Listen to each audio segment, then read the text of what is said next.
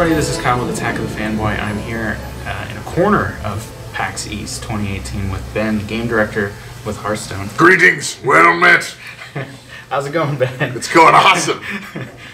So, I mean, you guys are back here at PAX East. I think you've been here every year, but this is where Hearthstone was first announced. Yeah, years ago. I have not been back personally since the announcement, and it's very nostalgic for me being back here. That's great. It's a great convention, Yep. and it's been super fun now. People really know what Hearthstone is. Oh, yeah. And so being here talking to players has been just a treat. Did you get to hit the show floor, or you kind of... Very briefly. Yes. I'm talking to people here, and then I snuck over there for a little bit yesterday. Awesome. Yeah. So, I mean, obviously, the big news is the Witchwood. The Witchwood. The announcement video. What was that? What happened? It was risky. I was pretty sure it was not going to work, but it did. It turned out pretty good. It's kind of a found footage style take on Hearthstone. We actually had fun printing out the cards, super big, a lot of physical aids there, and yeah, it was a lot of fun. And I'm really excited about the theme and vibe of the set. It's all about worgens, and which is our take on werewolves, and the spooky forest around Gilneas. The witch Hagatha who lives in the Witchwood, twisting it. It's been a lot of fun for us to explore these themes. Yeah.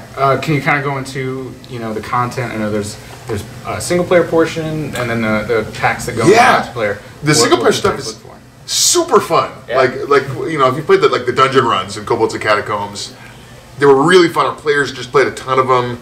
They're super free. You literally can't even pay us money if you want to.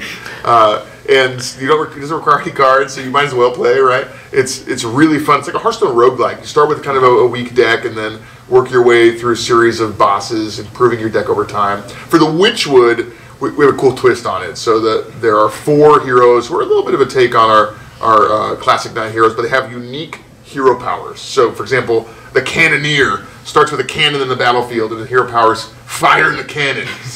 And you have to position the cannon where you want on the field so it deals the most damage to the enemies you want it to deal. Yeah. And each hero has their own nemesis at the end of the 8-card boss stack that you're going to try and fight. If you can beat all the nemesises, the heroes team up for an epic battle against Hagatha at the end. I think it's a super cool twist on the dungeon run thing that we did in the last expansion. I think it's going to be super fun. Awesome. So, I mean, whenever you guys introduce these sorts of new cards, the question is balance. So what's your guys' method, and have you, with the Witchwood, did you introduce anything that you were like, oh, we gotta kill that, we gotta pull that back? Well, it's funny because I was walking through the team area on Friday, and the guys were playtesting, and I watched a guy play the Shudderwalk, and Shudderwalk says, repeat all battle cries that have happened this game. And he had played like 20 battle cry minions, and so it was just going on and on and on and on and on, and one of the battle cries was make a copy of the Shudderwalk. Mm-hmm. And another battle cry was return all of their minions to your hand. They cost 1. It's from Grumble Worldshaker. And so he played Shudderwalk, which made a copy of Shudderwalk, which returned a 1 mana cost copy of Shudderwalk to his hand. And so he played another Shudderwalk. And the next turn he went Shudderwalk, Shudderwalk, Shudderwalk, Shudderwalk. And I was like, whatever cards we've made to enable this, change them. And he said, all these cards are shipping in the Witchwood. And I was like, no! Really? So that's still a possibility. Yeah, right. Yeah, it's horrifying to me. It was maybe the craziest card we've ever made. Certainly the craziest card to implement that we've ever had. There was a heroic effort from our art and engineering teams to make this card happen. Nice. And hopefully it's okay.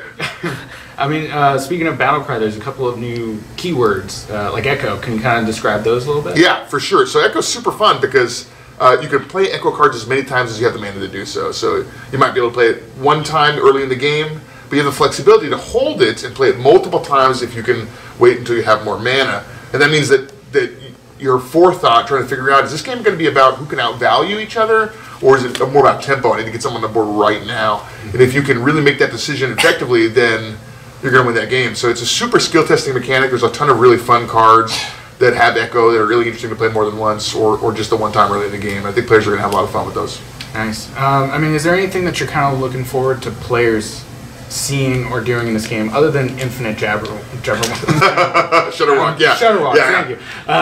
Other than that, what's something that you kind of want players to get into? Well, there's this really interesting cycle of cards that are all about building an odd cost deck or an even cost deck. So if you're willing to not play half of the Hearthstone cards and only play with the even cost cards or only play with the odd cost cards, there's 2 legendaries in the set that will trigger at the start of the game and give you a huge bonus. So if you're playing with all even cost cards, Gen Greymane will make your hero power cost 1 the whole game, which is not fair. Yeah. And then Baku the But you Moon went Eater. through the trouble. Yeah, but you made some sacrifices. Yeah. Baku, if you're playing with all odd cost cards, will upgrade your hero power at the start of the game. It basically doubles the effectiveness of your hero power. If you were going to gain 2 armor, now you're getting 4. And that's also totally not fair. But together these cards represent basically 18 new archetypes, right? You can play odd mage, or even mage, or odd paladin, or even paladin.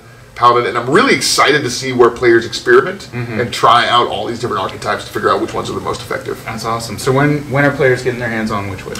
April 12th. We just announced that a little while ago. I got to try it. So you dominated. I did, thanks to some help. Just a little bit. All right, so that's it for Hearthstone the Witchwood. Check out the site for more info on that and more info from PAX East. So thank you very much, Ben. Thanks.